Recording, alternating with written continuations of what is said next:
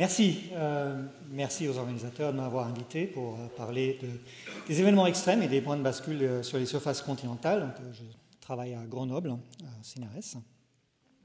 Donc, je me permets d'abord de faire quelques remarques au sujet du concept des bascules climatiques. En fait, c'est un concept que j'adore pas particulièrement.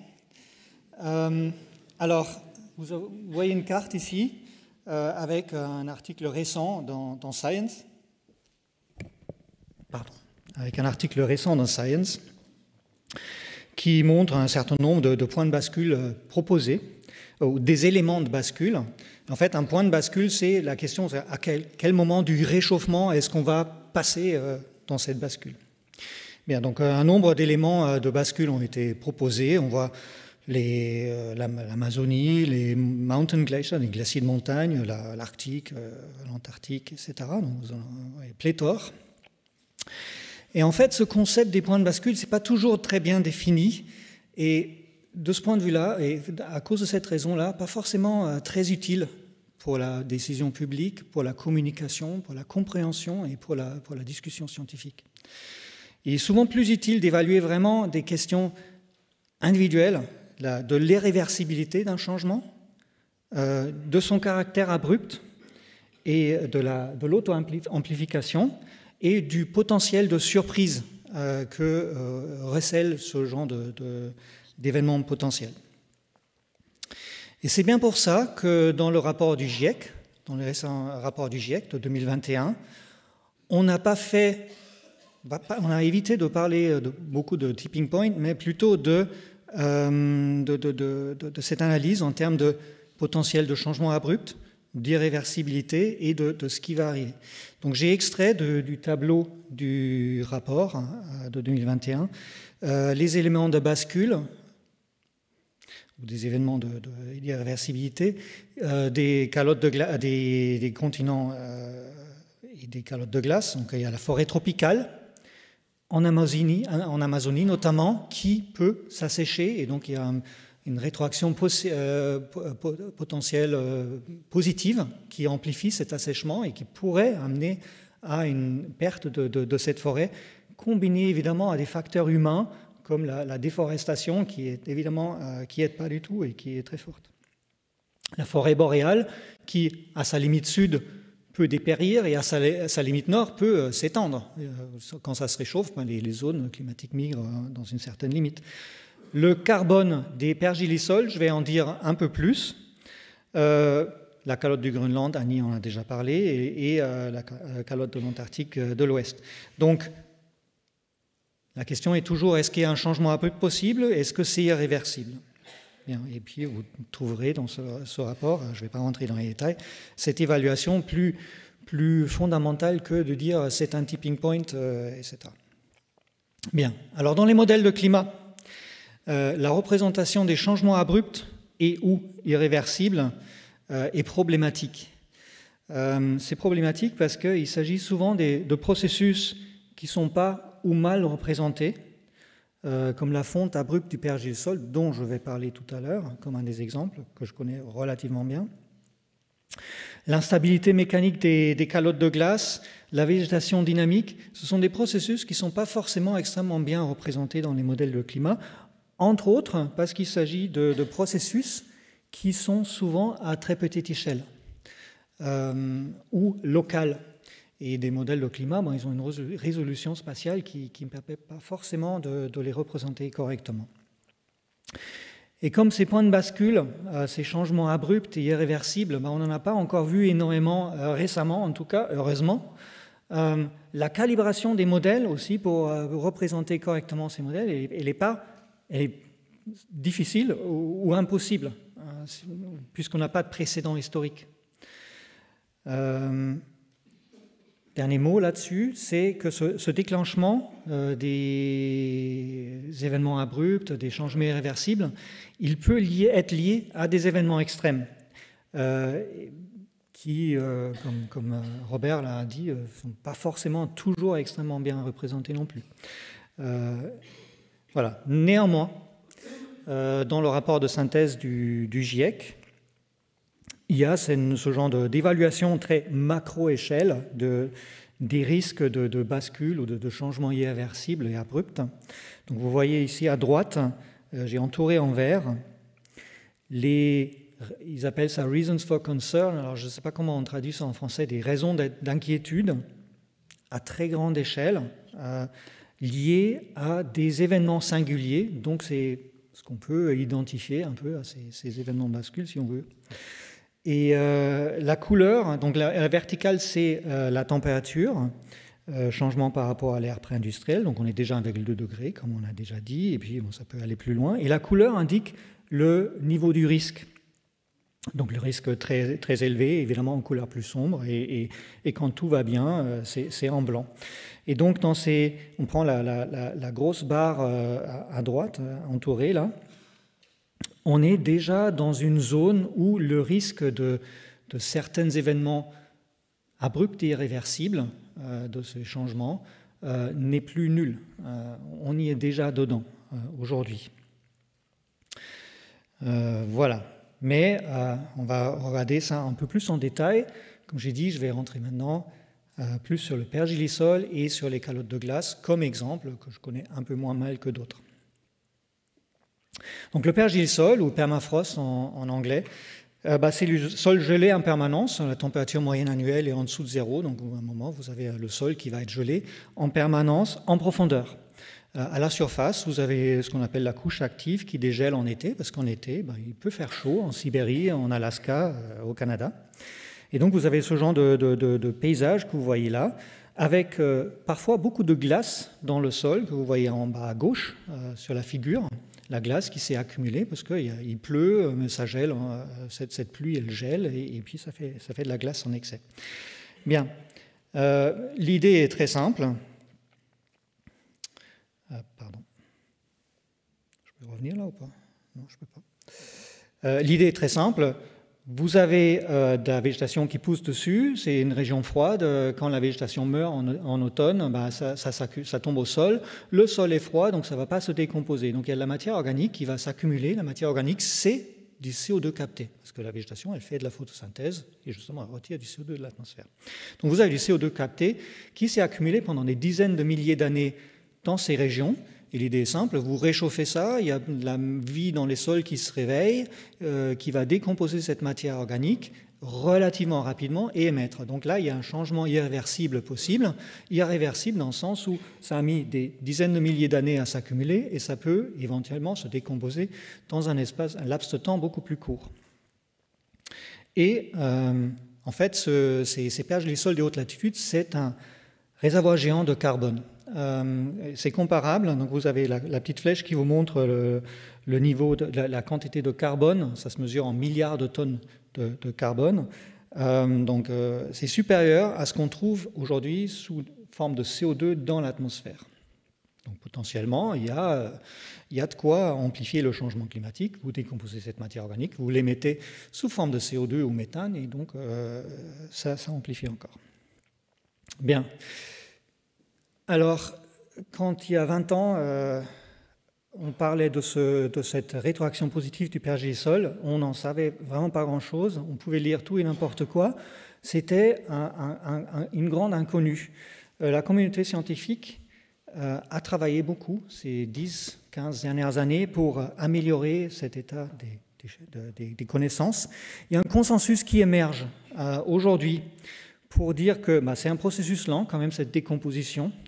Il y a une dynamique complexe parce que quand vous réchauffez le climat et quand vous augmentez la concentration de CO2, les plantes poussent mieux et donc ça met aussi un peu plus de carbone dans le sol. Donc cette perte de carbone du pergélisol peut être temporairement compensée par une meilleure croissance de la végétation. N'empêche qu'à très long terme, au-delà de 2100, la perte du carbone des pergélisols est vraiment irréversible, c'est certain. Et on pense aujourd'hui que cette amplification du réchauffement global peut aller jusqu'à 20%, comparé à une planète où il n'y aurait pas ce processus, d'accord ? Et surtout dans des scénarios de faible émission. Donc ça ne fait pas exploser la planète, d'accord ? Mais ça amplifie le changement climatique. Bien. Le problème, c'est que dans ce consensus émergent, il y a des choses qu'on n'a pas pris en compte, notamment ce qu'on appelle le dégel abrupt. Donc en fait, le pergélisol, en total, c'est 16 millions de kilomètres carrés, mais il y a une forte hétérogénéité, les surfaces sont très diverses et très variées. La région à risque de dégel abrupt, c'est à peu près 2,5 millions de kilomètres carrés, notamment dans les zones en pente, dans les zones où il y a beaucoup de glace. Et quand la glace fond dans le sol, ben ça vous crée elle disparaît et ça vous crée ce qu'on appelle le thermokarst, une subsidence locale. Ça s'écroule, vous voyez sur cette image-là. Donc c'est un processus abrupt qui peut mener à une décomposition assez rapide du carbone, de la matière organique, donc irréversible, mais c'est local, hein, c'est un processus local et donc difficile à représenter aussi dans les modèles. Ça peut mener à des émissions de CO2 ou de CH4, et ça peut être favorisé par des événements de météo extrêmes. Un été particulièrement chaud, quelque part en Sibérie, particulièrement pluvieux aussi, des feux aussi, ça peut évidemment déclencher localement la perte de pergélisol. Donc là, il y a un lien très clair entre ces événements extrêmes et ces événements de bascule, même si je n'aime pas particulièrement ce mot, comme je vous ai dit. Alors dans les modèles de climat simulent en fait une augmentation du contenu en carbone dans les sols des hautes latitudes. Alors je vous ai parlé de la perte du carbone, etc. Et là, je vous montre des cartes où c'est vert, en fait, la quantité de carbone, au moins en l'an 2100, dans les différents scénarios, augmente dans les hautes latitudes. Et en fait, la raison, c'est que ce réservoir de carbone du pergélisol est mal pris en compte dans les modèles de climat. Et quand on n'a pas de grand réservoir de carbone qu'on peut faire fondre et qu'on peut faire dégeler et dégazer, il ne se passe rien. En fait, le seul processus que vous représentez, c'est l'augmentation de la végétation, la meilleure croissance de la végétation. C'est pour ça qu'ici, on est en vert. Pourquoi il y a l'Amazonie là? J'allais sauter, j'avais enlevé les 3 slides normalement. Bien. Donc, pour finir sur le pergélisol, c'est un processus sur lequel on va peut-être revenir, peut-être d'après le prochain rapport du GIEC, dans quelques années, on va avoir une évaluation un peu plus pessimiste, parce qu'on va mieux pouvoir prendre en compte ces processus abrupts, locaux, qui sont aujourd'hui mal pris en compte. Quelques mots sur les calottes de glace. Donc, comme Annie l'a déjà montré, il y a donc 2 types d'auto-amplification de la fonte des calottes de glace. À gauche, vous avez cette fonte des calottes marines, et notamment, donc, vous avez une calotte de glace qui peut être située avec sa base en dessous du niveau de la mer, et dans certaines conditions, quand le socle rocheux va baisser vers l'intérieur du continent, donc vers la gauche sur l'image là, vous êtes dans une situation instable. Une fois que vous avez passé le point haut du socle rocheux, vous êtes dans une pente négative et ce processus de recul des calottes de glace est auto-entretenu et peut s'accélérer très fortement. Et donc ça peut arriver dans des zones, notamment en Antarctique de l'Ouest. Alors l'Antarctique de l'Ouest, c'est la partie gauche de l'Antarctique qui est en face de l'Amérique du Sud et en face du Pacifique sur cette carte-là. Et l'autre processus possible de décomposition des calottes de glace, c'est celui d'une fonte à la surface, gentille, si j'ose dire. Et bien, quand la calotte perd de l'altitude, la surface baisse, la surface va se trouver dans une région où il fait un peu plus chaud, parce que ça baisse, il fait plus chaud, et donc vous avez un processus qui peut s'auto-alimenter aussi, et s'accélérer, et devenir irréversible. Mais ça va prendre un peu de temps, quand même. Donc le processus à gauche est irréversible et potentiellement abrupt, et le processus à droite, c'est potentiellement irréversible, mais pas forcément abrupt dans le sens où ça ne peut pas aller extrêmement vite, pour une grande calotte de glace en tout cas. Donc ces calottes marines, là, vous voyez ici le socle rocheux de la calotte de glace antarctique. Donc c'est un continent aussi grand que l'Europe. Quand c'est jaune, rouge, vert, c'est au-dessus du niveau de la mer, et quand c'est bleu, le socle de la calotte est en dessous du niveau de la mer. Et donc c'est les zones correspondantes qui sont susceptibles à cette désintégration rapide, à ce processus de recul irréversible dû à la fonte sous le niveau de la mer. Elles sont ici en bleu. Et c'est quelque chose qui a été mentionné depuis 50 ans, en 78, 40 ans, on va dire 45 ans. Il y avait déjà des articles là-dessus, ou même en 73, il me semble, donc 50 ans. Donc ce n'est pas quelque chose de nouveau. Donc cette irréversibilité, elle peut être liée à la configuration du continent, comme j'ai déjà dit, et à l'effet d'altitude sur le bilan de masse en surface. Alors les cartes que vous voyez ici, en haut, vous avez une évolution de la calotte de glace en Antarctique, en modèle, où on fait un réchauffement de 1 degré, on regarde au bout d'un moment quel va être l'équilibre, on part de la calotte d'aujourd'hui, 2 degrés, 4 degrés, 6 degrés, et donc vous voyez la calotte qui devient de plus en plus petite, des zones justement marines qui se désintègrent très, très fortement. Et après, on peut encore aller plus loin pour un réchauffement encore plus fort, quasiment entièrement déglacer l'Antarctique, si vous voulez, mais ça ne va pas arriver dans l'échelle de temps de l'humanité. C'est pas des réchauffements irréalistes, d'accord? Mais si on le fait, si on essaye ensuite de réenglacer l'Antarctique, c'est la colonne en gauche, la ligne en bas, pardon. Et cette ligne en bas, donc on essaye de réenglacer l'Antarctique pour un climat qui est en bas à droite 6 degrés plus chaud que l'actuel, et on fait tourner le modèle de calotte de glace et de climat pendant suffisamment longtemps jusqu'à un équilibre, et en fait que cet équilibre, quand on vient du bas, il est plus bas que l'équilibre quand on vient du haut.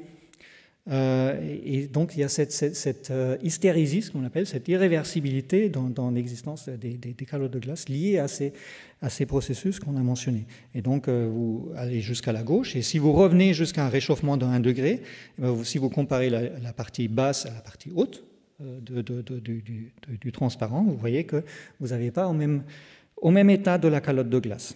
Donc c'est cette irréversibilité notamment liée aux calottes marines. L'autre aspect d'irréversibilité, c'est aussi lié aux échelles de temps. Quand on parle dans les rapports du GIEC de l'irréversibilité, on parle toujours d'une comparaison d'échelle de temps. Est-ce que pour construire quelque chose, une calotte de glace, est-ce que c'est beaucoup plus lent que pour s'en débarrasser? Et si cette perte d'une calotte de glace ou d'un élément de bascule, si j'ose dire encore une fois, est beaucoup plus rapide qu'on a mis le temps pour la construire, on va dire que c'est irréversible. Pour le permafrost, c'est pareil. Ça s'est accumulé pendant des dizaines de milliers d'années, ça peut se perdre en quelques centaines d'années. Donc c'est pour ça qu'on l'appelle irréversible ici. Pareil pour les calottes de glace, encore une fois.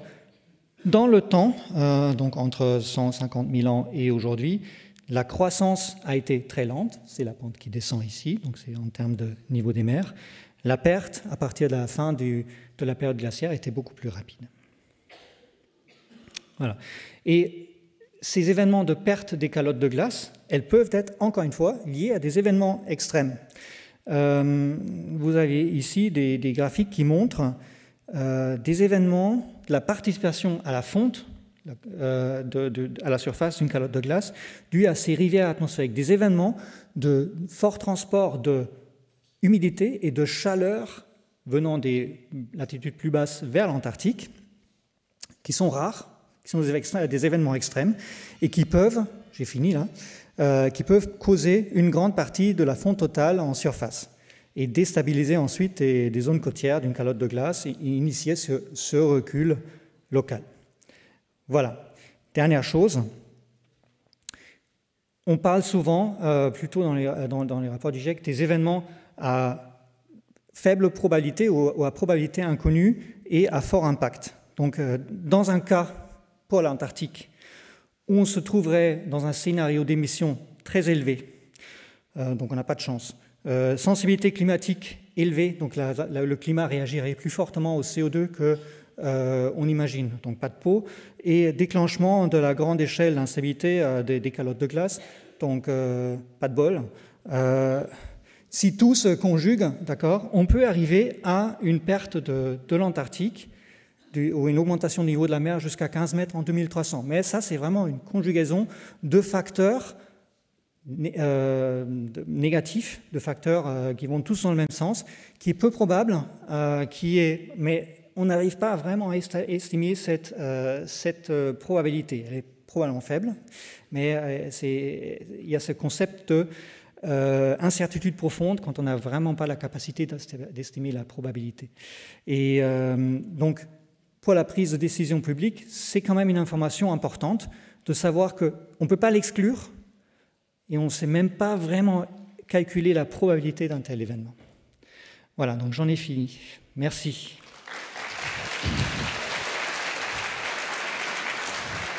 Merci beaucoup, Gerhard.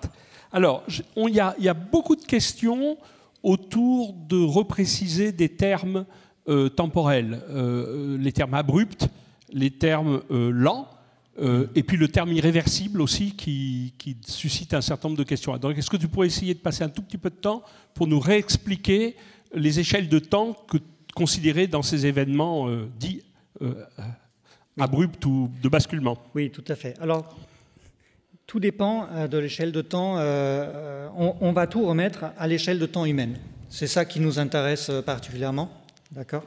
Donc, abrupt, ça va être un changement qui va s'accélérer de façon, si vous augmentez par exemple le forçage, si vous augmentez gentiment la température, et puis tout d'un coup, il y a un processus qui va s'amplifier à cause de rétroaction positive ou à cause d'une bascule, d'une désintégration immédiate de quelque chose.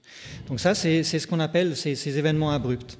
La question d'irréversibilité, c'est celle qui est liée aux échelles de temps. Est-ce que la perte de cet élément, par exemple de la calotte de glace de l'Antarctique de l'Ouest, est-ce qu'elle va beaucoup plus vite que éventuellement sa restitution si on reviendrait par miracle à un climat d'avant? Donc c'est la comparaison des échelles de temps. Mais encore une fois, il est toujours important de comparer aussi à l'échelle de temps du forçage. Donc on va toujours se mettre implicitement au moins à l'échelle de temps de la vie humaine. Merci.